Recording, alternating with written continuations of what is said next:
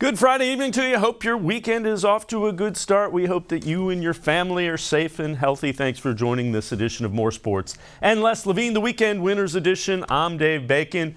Well, free agency in the NFL is going strong. The signings are coming in, and the Cleveland Browns have been very, very active. And so far, you have to be impressed with what Andrew Berry has been able to do with the Browns roster, addressing some critical needs and doing so on short-term deals. So the Browns are in pretty good cap space.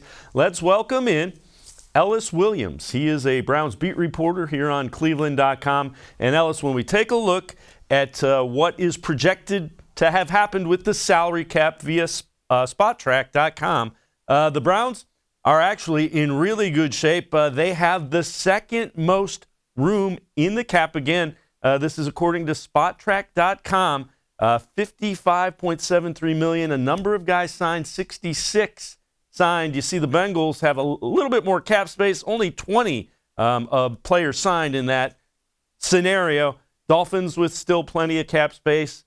The Buccaneers with some cap space, and the Colts with cap space as well. But the point is, the Browns have addressed some important needs, Ellis, and they have plenty of cap space to do some more things that they will need, and they've done it on short-term deals that are pretty much front-loaded, so it doesn't impact at all what they can do going forward with, say, Baker Mayfield or Myles Garrett. Right, yeah, you said it. The Browns are in a pretty good spot right now. First, I just want to say we're not completely sure on where these numbers are at because teams aren't able to get these players in to conduct physicals, which doesn't necessarily make the contract official until they pass, of course. But regardless, like you said, the Browns are in a good spot because they're signing these one-year deals with some of these defensive players. And then even a contract like Jack Conklin, a 3-year deal, shorter term, so now his agent sets it up so that he can have another payday going forward. So the Browns have signed big names, and we've seen them sign one-year contract guys.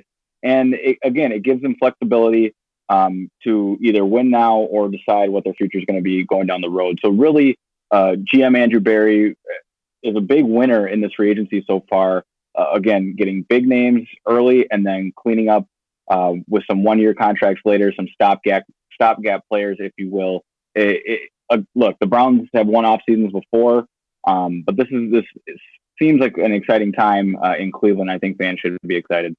And again, it was also the whole thing with analytics and is there a football guy? So the football and the analytics seem to have come together, which is always a good thing. Let's take a look at some of the offensive players they've signed. We alluded to they got a really good tackle in Jack Conklin, a right tackle, not a left tackle, a right tackle, but an elite level one. They got the tight end that a lot of people liked, a young guy in Austin Hooper, signed a fullback, or actually traded a 7th-round pick to the Broncos and got a fullback, got an elite veteran backup quarterback, and I know you say elite and backup quarterback, but it's a guy who's won NFL games before in Case Keenum. And they also signed a wide receiver who's predominantly a kick returner to try to address that need on special teams. So when you take a look at all of that, who do you really like, and how do you see them fitting in on offense with what Kevin Stefanski wants to do offensively? Right. A lot to break down there. So let's just start from top down chronological order. News broke Austin Hooper was going to agree to a contract with the Browns right after the legal tampering period ended Monday at noon, I believe. And he's going to be the highest paid tight end in football. You can surf NFL Twitter, Browns Twitter, whatever, and you see some people saying, oh, the Browns overpaid, whatever. People need to realize that in free agency, that's the name of the game. You do overpay. Look, Tom Brady's headed to Tampa Bay with a contract that New England wasn't really interested in awarding him. So that's free agency for you. You're going to overpay. The Browns don't have a choice because what Kevin Stefanski wants to do, as people, if you follow the Vikings or have watched tape on what Minnesota was able to do last year, it's a 2 tight end, wide zone offense centered around play action. We've talked about that before. He wasn't going to be able to do that in Cleveland. Kevin Stefanski wasn't going to be able to do that with the tight end room as is. David Njoku, and then, the guys last year, obviously Demetrius Harrison coming back. It was really an empty room. Stephen Carlson showed some things last year, but he's a 7th rounder undrafted rookie a year ago. So he went in, Stefanski and, of course, Andrew Berry landed the biggest name on the market and got a guy who he's not Travis Kelce, he's not George Kittle, and obviously he's not Rob Gronkowski. Let's not get this twisted. But what he is a fundamentally sound route runner, incredibly savvy football player, and just has a feel for the game. Browns fans are going to see Austin Hooper find the soft spots and zones, know exactly where his head should be, know exactly where the ball is going to be coming once he gains that rapport with Baker Mayfield. We saw it last year how much Baker leans on the tight end, and now he has a household name in that position.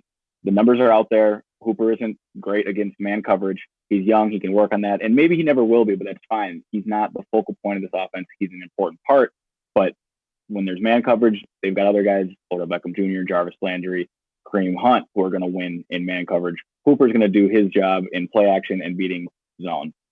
Now we'll go to Jack Conklin.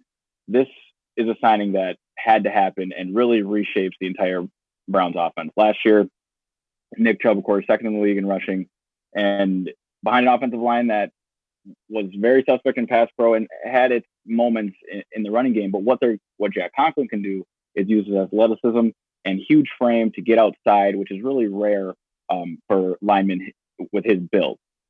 Last year with the Tennessee Titans, they had one of the best zone running schemes, even though teams like the Niners and the Vikings got a lot of attention with Dalvin Cook and what Kyle Shanahan was doing.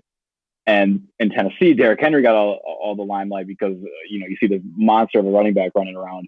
But really, it was that offensive line that was able to just clear holes from in lanes. And Jack Conklin is that type of athlete. He's only 25 years old. He's one of the rising stars on the offensive line, and he's going to be exactly the type of piece that Kevin Stefanski needs in order to run his offense. And then very quickly, let's go to Case Keenum, as you mentioned. I like what you said about elite backup. I'm not afraid to say that, and I'm glad you aren't either. Case Keenum had a very successful college career, actually finished 7th in Heisman voting. I did not know that, so I did some research, but that's just a fun stat out there that surprises people. Then he goes undrafted and is on like 4 different teams in 4 years, even though he bounced between like Houston and the St. Louis Rams at that point, until he landed in Minnesota, where he was never expected to be the guy. Then Teddy Bridgewater had this freak injury. Sam Bradford gets hurt, and all of a sudden Case Keenum wins 11 games, and the Minneapolis Miracle happens, and he has one of the more memorable seasons in Vikings history. Then gets that big contract in Denver, doesn't work out in Washington. I think that's more of a John Elway and a state of the Washington franchise problem than it is an indictment on Case Keenum. Now he's back with Kevin Stefanski, who he's very familiar with. And look, again, don't get it twisted. This is Baker Mayfield's team in 2020. There's no competition, no QB controversy. But if something happens to Baker injury-wise, this is the NFL, of course. Case Keenum is a backup who's going to be able to come in and win games for the Cleveland Browns if need be. The other thing, what about Conklin in the scheme that they run? Is he a perfect fit? It seems like the things that Jack Conklin does well is what Kevin Stefanski values in a tackle.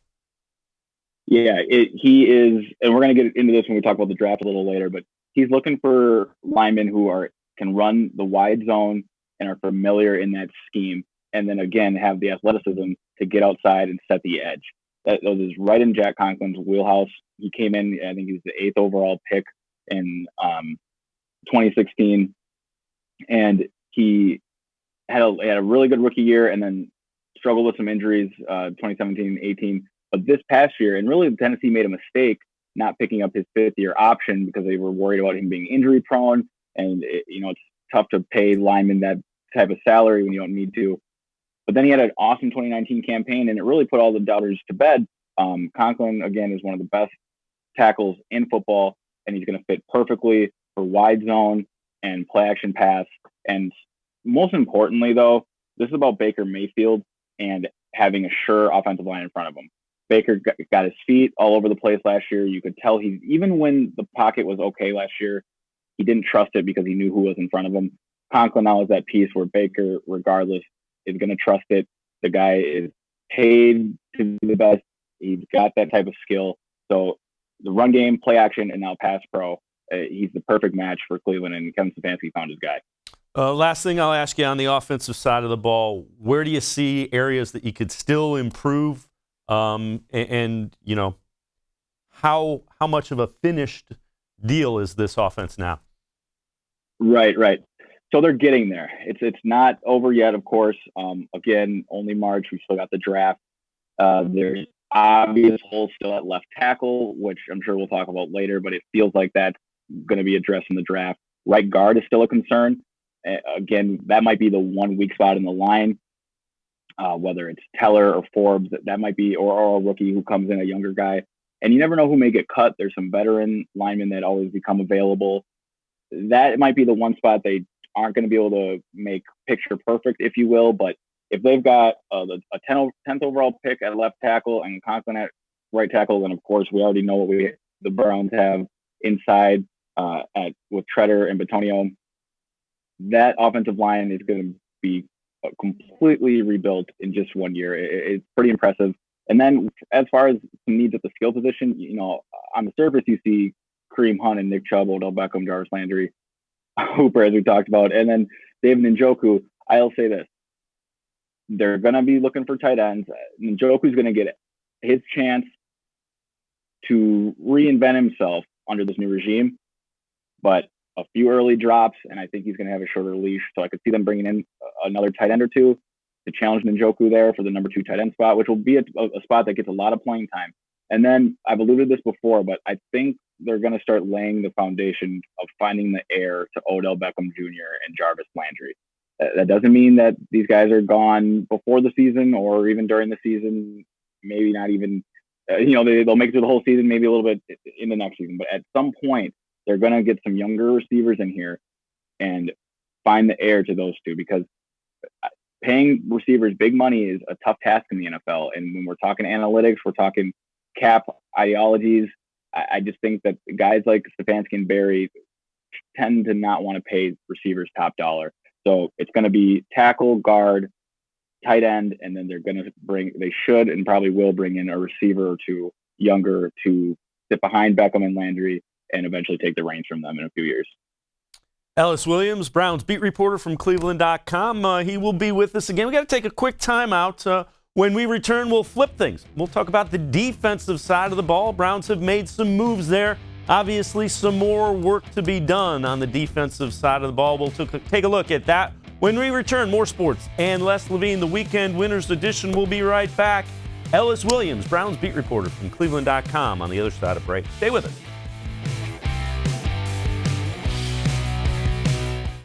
Presque Isle Downs and Casino has sports betting. Use one of our 50 state-of-the-art Bet America kiosks to place your bet and watch your favorite games on one of our many HD televisions, or visit our sportsbook area. Only at Presque Isle Downs and Casino.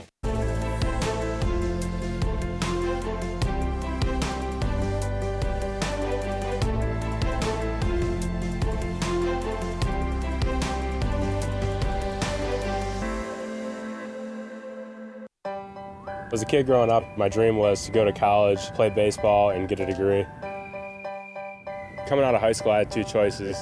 I was accepted into a 4-year university, but I decided to come to Tri-C after receiving a scholarship. I got my associate's degree at Tri-C. They transferred all my credits straight into Baldwin-Wallace, so I started at Baldwin-Wallace University as a junior. My name is Tyler Leonard, and I earned my first degree at Tri-C.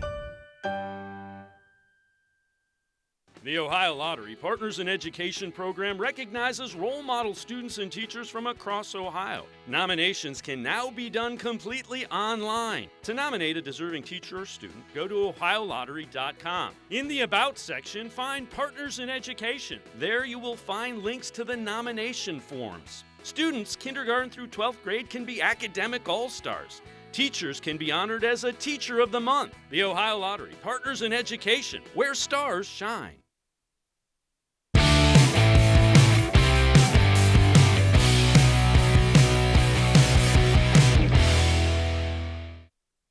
Welcome back to More Sports and Less Levine, the Weekend Winners Edition. I'm Dave Bacon. We're going to continue talking Browns free agency with Ellis Williams, beat reporter for the Browns here on cleveland.com. We're going to turn our attention to the defensive side of the ball. And Ellis, when you look at it, the names aren't nearly as big as they were on the offensive side of the ball. But again, you can see what the Browns are thinking, what they're trying to do. Here's a list of who they've signed, and most of them are younger. They're not on big contracts, so they haven't committed a bunch of money forward. They just signed Andrew Zendejo, and he's a little bit of an older guy, $2.5 million for 1 year, a safety who has played a lot with Minnesota. Now, the two guys that I really like, Kevin Johnson, cornerback Carl Joseph, both former first-round picks, kind of in that in the teens, that haven't really performed like first-round picks, but you put them in a different system, you get them some different coaching. They could really, the Browns may really have something. I really like Joseph as well. They needed the safeties. They went out and addressed some of the areas they need. Just your take on what they've done here on the defensive side of the ball. Yeah, so really it's the tale of two extremes. On the offensive side, as we just talked about, a lot of big names, household names, big money contracts. The defense, on the other hand, these are calculated dart throws, if you will. As you've been saying, 1 year contracts with guys who have had promise but underperformed. And I think that's a calculated approach. You're not going to, get every player you want in free agency, and you can't mortgage your entire future trying to acquire talent just for 1 year. The Los Angeles Rams are paying for that right now. We saw them get rid of Todd Gurley. They've got very little draft capital. When you go all in and miss, it can cost you. So, for example, Mary Kay Cabot, cleveland.com, reported a few days ago that the Browns were exploring trade options for safety Anthony Harris of the Vikings. He was expected to be available on the market, but the Vikings did some crafty work, negotiating and extending Kirk Cousins' contract in order to free up about like $11-12 million for Anthony Harris to slap him with a franchise tag. So then the only way to acquire Harris would be via trade. From what Mary Kay reported, it sounds like the Vikings want a second-round pick. That seems steep, so maybe a third-round pick and a player. That remains to be seen. That could happen. But right now, we got to deal with what is in front of us and who the Browns have acquired. And these are stopgap players, but they're sound. And on top of the signings, I think one way to frame this with the Browns defense is they're going to get back players who were already rostered, but who were absent towards the end of the year. We all know about Myles Garrett in that situation. He's coming back and will return, and I'm sure with a chip on his shoulder. And then another name I want to mention is Olivier Vernon. There was a lot of speculation, and for good reason, that Vernon would be released. He's going to be the highest paid player on the team next year, and currently is at about like low $14 million, creeping into the $15 million range. And he, of course, suffered that knee injury last year, and it probably isn't worth that money. But I like the flexibility it provides Barry and Stefanski and the staff, where if you have Vernon on the team, he, of course, is a talented player and will play big minutes for them. But if they find themselves in a situation where they want to create some cap space, they can cut him, no dead money, and you've got another $15 million to add to that graphic we had down low earlier. So again, tales of two ways to approach free agency. They address big needs on the offense. They're going to try and figure things out as they go on defense. Again, Joe Woods preaches a bend but don't break type of style. And it's hard to build a perfect roster in the NFL. It's impossible. So if you're going to be weak in some places, they've decided to be weaker on the defensive side of the ball, and specifically at linebacker. And we still got some time to see where this goes. But right now, it seems like the Browns are going to be run first, control the ball, take their shots, and they're going to have a defense centered around their front, a talented front. Myles Garrett, Olivier Vernon, Sheldon Richardson, Larry Gonjovi, Chad Thomas. These are talented guys up front, and then a couple of first-round picks in Denzel Ward, Greedy Williams, and the signings, as you said. So the defense is, it's going to be fine. It'll be okay, but this is going to be an offensive-focused team until they make some more moves going forward. The other thing to keep in mind, and we didn't get to see Taki on the field a lot. We saw Mack Williams, and it was uneven. There were games where Mack Williams looked like he was going to be Mack Wilson, where Mack Wilson looked like he was going to be a really good starting linebacker. And then there were games where Mack Wilson just looked like he was a little lost. So you give Joe Woods a chance to get his hand on Wilson and Taki and see what he has a little bit. And, maybe he thinks he has something there too. Yeah, I agree with that. Mack Wilson, he was exactly what you said he was. He's a prospect out of Alabama who went later in the round in the draft for a lot of those reasons.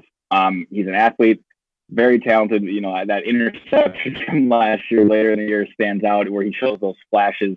But then he goes missing at times and isn't a sound tackler in other places, messes up his run fits and his gaps.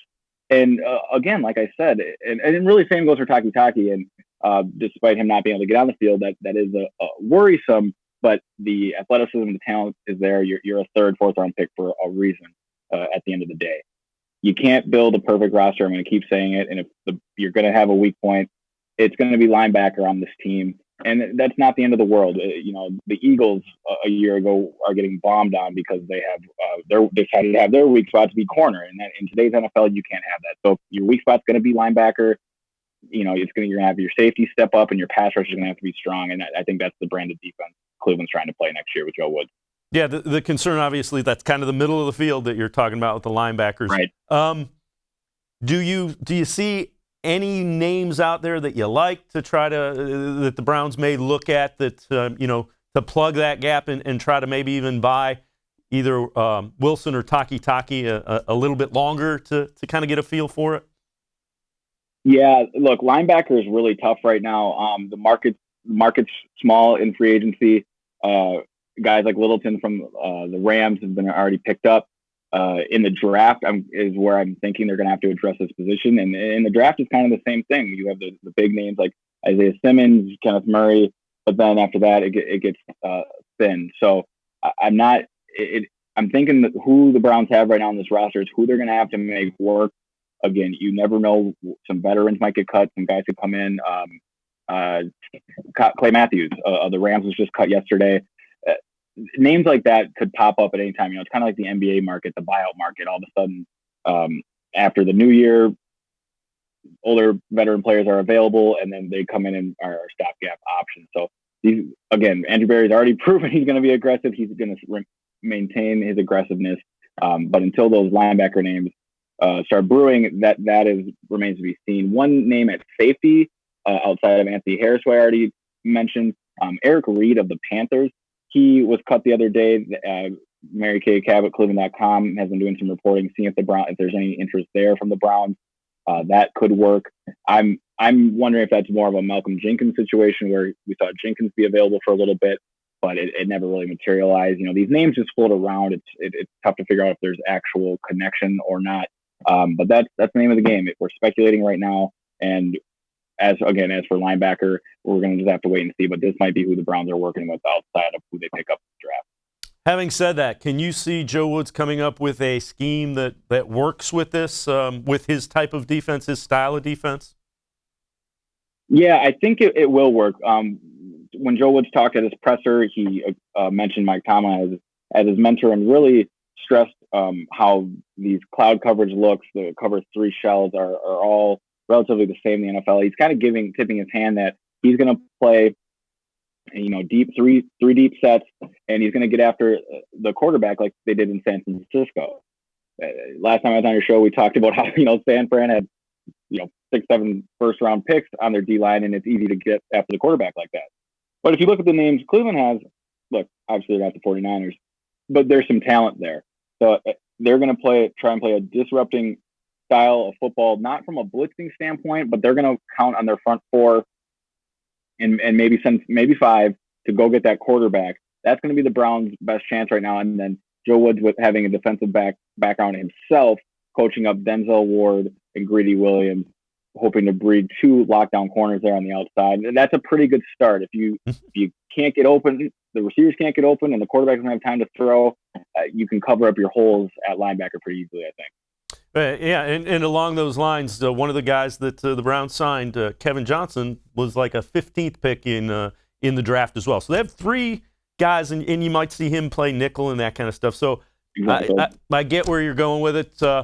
Ellis Williams, Cleveland Browns beat reporter here on cleveland.com. We're going to take one more break. We'll come back, and when Ellis and I return, we're going to talk NFL draft, where the Browns might be looking as far as the tackles. There's a number of them who might be available at 10, who they might like, where else they might go, and what they might look to do later in the NFL draft.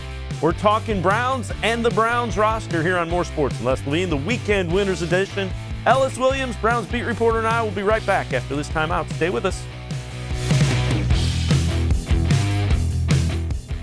Celebrate NatureStone's 30-year anniversary with a free NatureStone floor.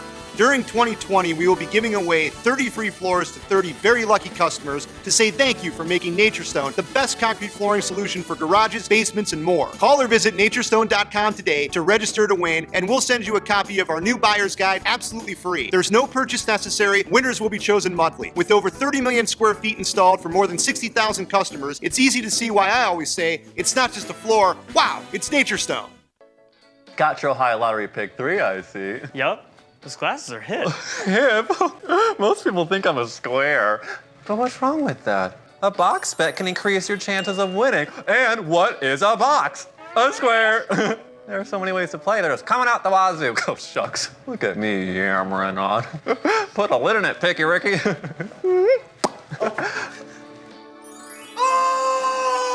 Play the Ohio Lottery Pick 3 today.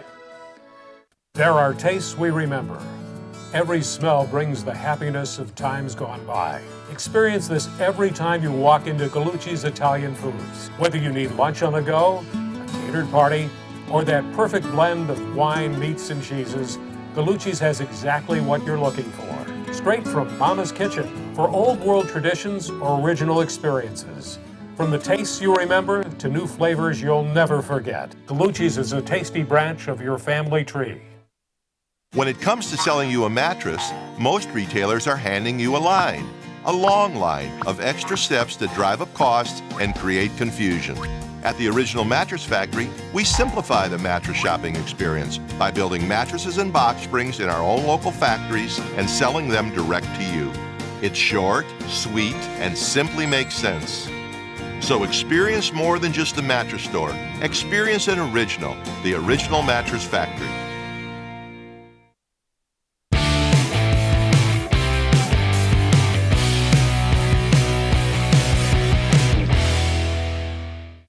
Welcome back to More Sports and Less Levine, the Weekend Winners Edition. I'm Dave Bacon. We are talking Browns. We've talked free agency, how they're remaking the roster. Let's welcome back in Ellis Williams, the Browns beat reporter here on cleveland.com. Ellis, appreciate all the time. The thing that I would say is we don't know how these signings are going to go and perform on the field, but at least you see the thought and the plan and it's been very methodical and has addressed holes. And I think it's a sign that, the analytics and the football have kind of been married, I think. Yeah, I really agree with what you're saying. And I think this has been a completely well-executed and just a smart approach. I'd say last year the Browns felt like, and then we ended up seeing that product on the field, they felt like a collection of parts that was still incomplete, didn't have an identity. Again, we're going to start with the two top signings of Austin Hooper and Jack Conklin. Those, they're smart and they're on brand with what the Browns are trying to be, as we said at the top of the show. Run the ball, zone, play action, a smart tight end that's going to get in and be where Kevin Stefanski expects him to be. They're not it's not a home run trade for like Odell Beckham Jr. a year ago, but these are sound decisions. And even when you go to a backup like Case Keenum, and then the 1-year deals, this is coming together. We haven't played a down of football. I understand that, but they're really setting this all up for Baker Mayfield to either sink or swim in 2020. It's going to come down to him and how he executes this offense, because you go down the roster, there really isn't a hole on this offense outside of right guard, assuming they do at pick 10 what I think we're all thinking they're going to do.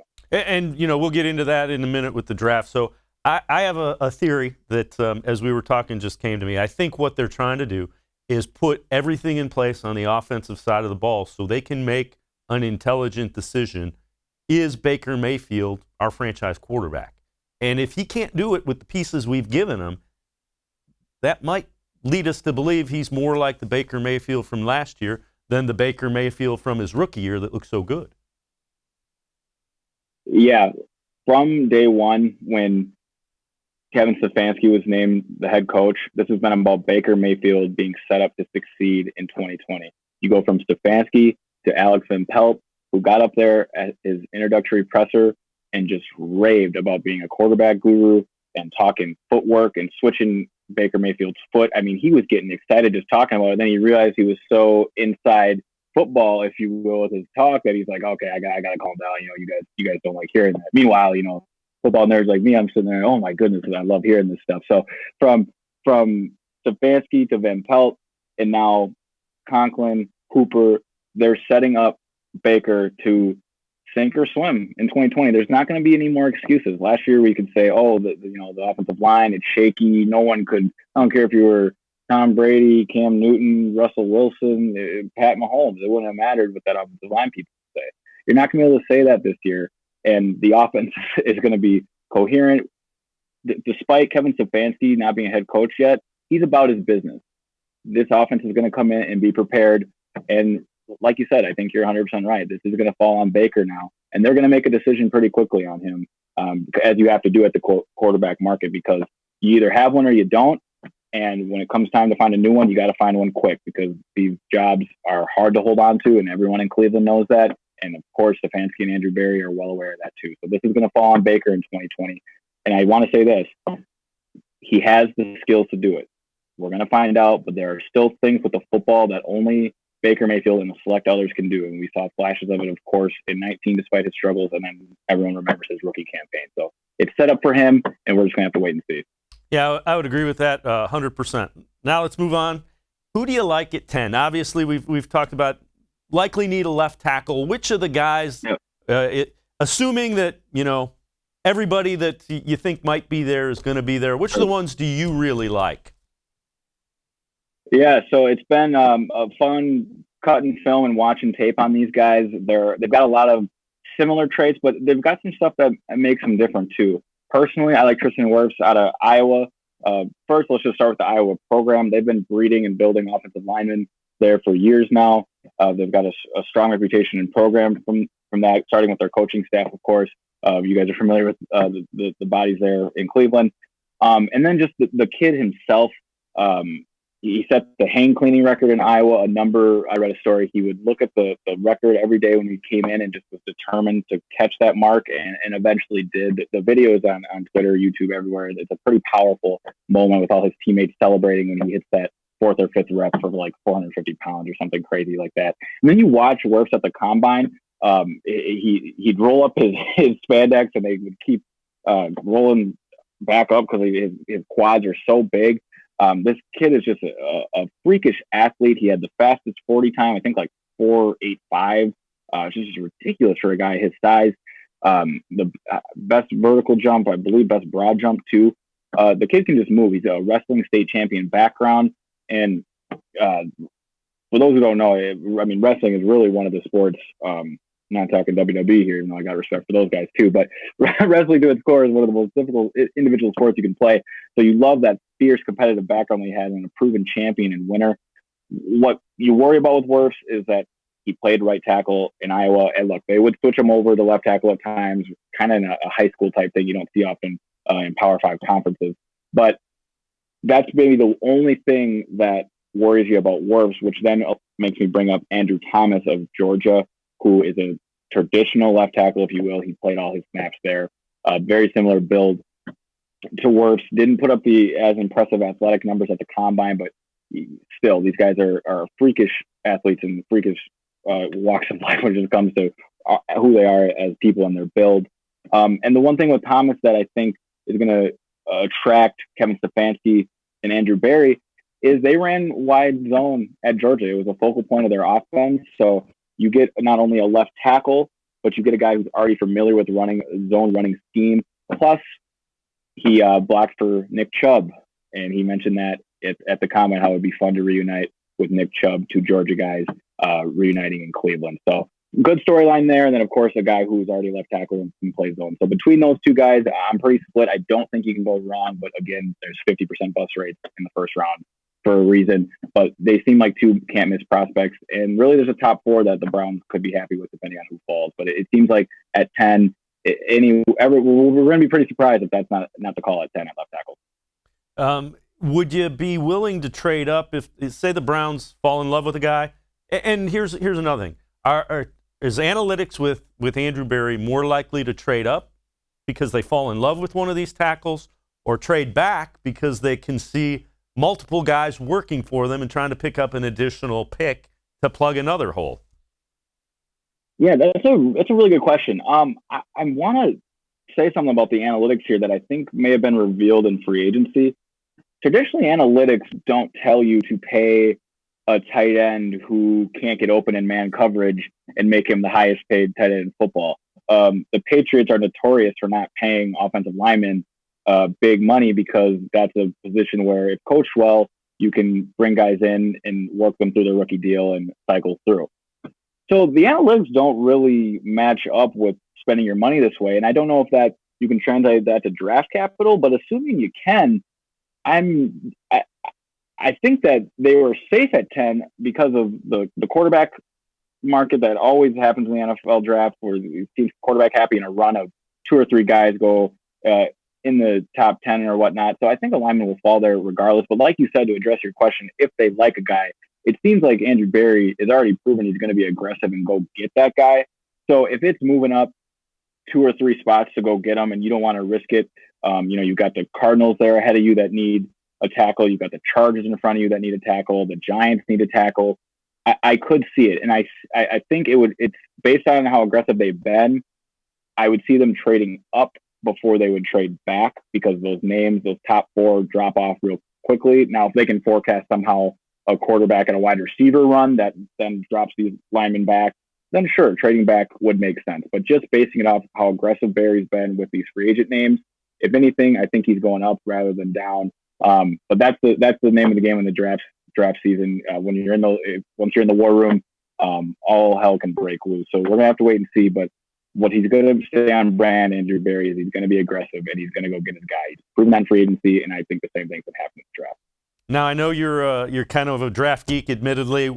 Who are some names to keep an eye on outside of the first round that the Browns are targeting that might fill a need for them? Right. So we talked about it already. They need safety help after addressing the offensive line in the first round, which many of us, including myself, think they're going to go. They're going to have to get some safeties and linebackers into their facility. We said that the linebacker class is top heavy. Isaiah Simmons, Patrick Queen, Kenneth Murray being the top 3 names.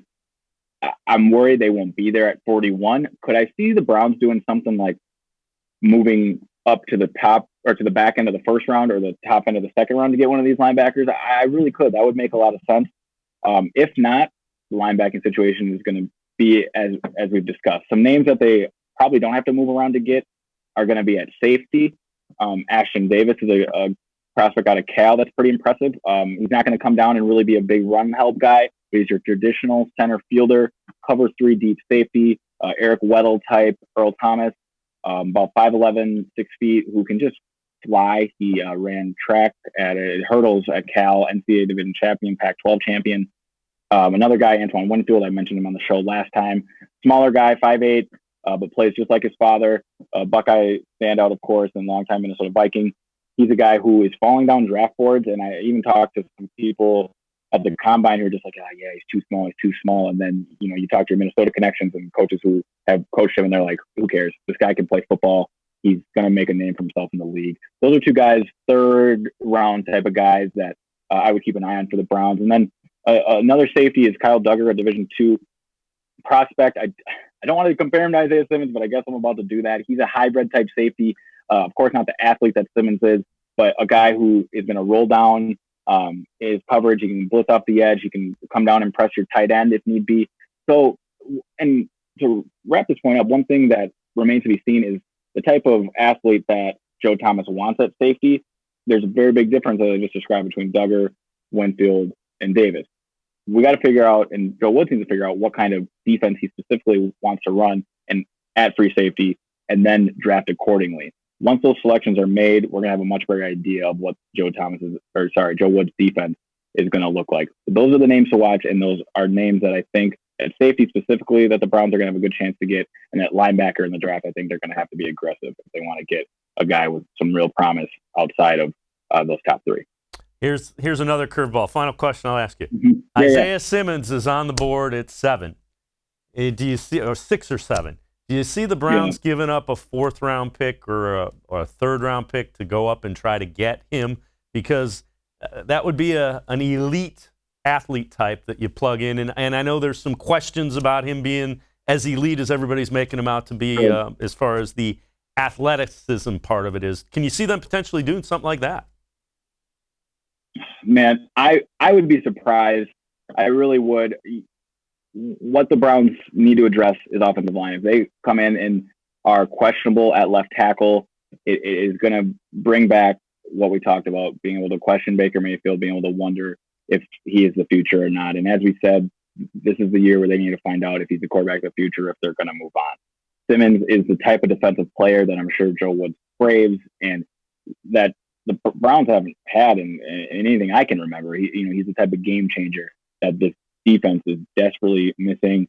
But you can't have everything in life. So when it comes down to it, I think they're going to keep it safe and address that tackle situation and let Simmons fall to someone else, because that's just the name of the game in the draft, because addressing that tackle, I think, supersedes a need on defense. As always, great stuff. Ellis Williams, Browns beat reporter here on cleveland.com. We appreciate all the time. Ellis will be back with us throughout the process as the Browns get ready to reshape the roster and get ready for the draft. Great stuff. Appreciate it, Ellis. Thanks again, man. Take care. Have a good one. Stay safe.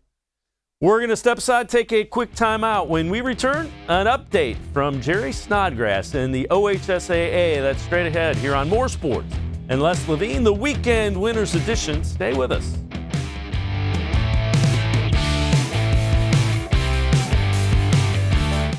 As a kid growing up, my dream was to go to college, play baseball, and get a degree. Coming out of high school, I had two choices. I was accepted into a four-year university, but I decided to come to Tri-C after receiving a scholarship.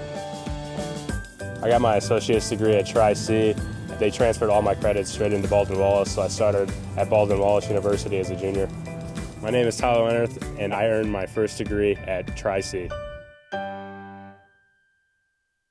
The Ohio Lottery Partners in Education program recognizes role model students and teachers from across Ohio. Nominations can now be done completely online. To nominate a deserving teacher or student, go to OhioLottery.com. In the About section, find Partners in Education. There you will find links to the nomination forms. Students kindergarten through 12th grade can be academic all-stars. Teachers can be honored as a Teacher of the Month. The Ohio Lottery Partners in Education, where stars shine.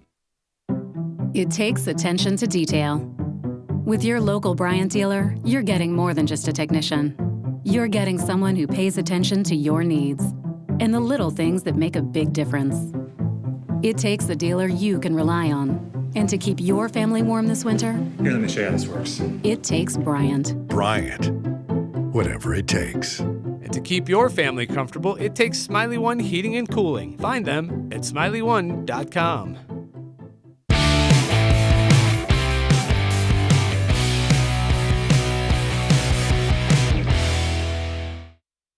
Welcome back to More Sports and Les Levine, the Weekend Winners Edition. I'm Dave Bacon. The entire sports world pretty much on hold other than the free agent signings in the NFL, and that obviously includes high school sports. The OHSAA spring sports have been pushed back. The winter sports championships, you're talking girls basketball, boys basketball, and wrestling, have been postponed indefinitely. Haven't been canceled yet. But as we heard from OHSAA Executive Director Jerry Snodgrass, the window for playing those winter sports state championships is getting tighter and tighter. While again, the window is closing, we also realize that there are so many other factors that people do not realize.